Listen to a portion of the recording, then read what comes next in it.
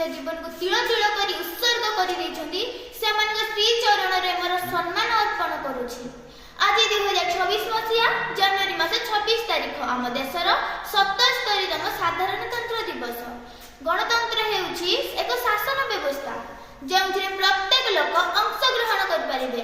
Abraham Lincoln कहिसंती गणतंत्र हेउछि लोकमानकर लोकमानक पाई लोकमानक द्वारा।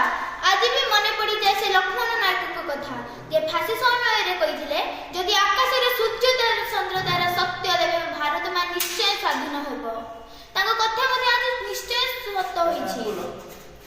आम देश 1947 मसीहा अगस्ट मास 15 तारिख दिन स्वाधीन होइथिला सत्य, किंतु एक श्रृंखल आईन भाव प्रणयन होई नथिला।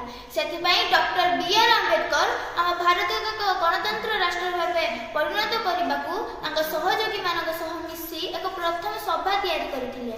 से प्रथम सभा 1947 मसीहा डिसेंबर मास 9 तारिख दिन होइथिला। दीर्घ 2 वर्ष 11 मास 18 दिन परे आम देश 1949 मसीहा नवेम्बर मास 26 तारिख दिन एक नूतन गणतंत्र भाव परिणत होता। किंतु आम देश जनवरी मास 26 तारिख दिन ए जनवरी 26 गणतंत्र दिवस पालन होता। एथिरे डॉक्टर बी.आर. आंबेडकर मुख्य भूमिका ग्रहण करथिले। मु एतिकी कहि वक्तव्य शेष करूछि।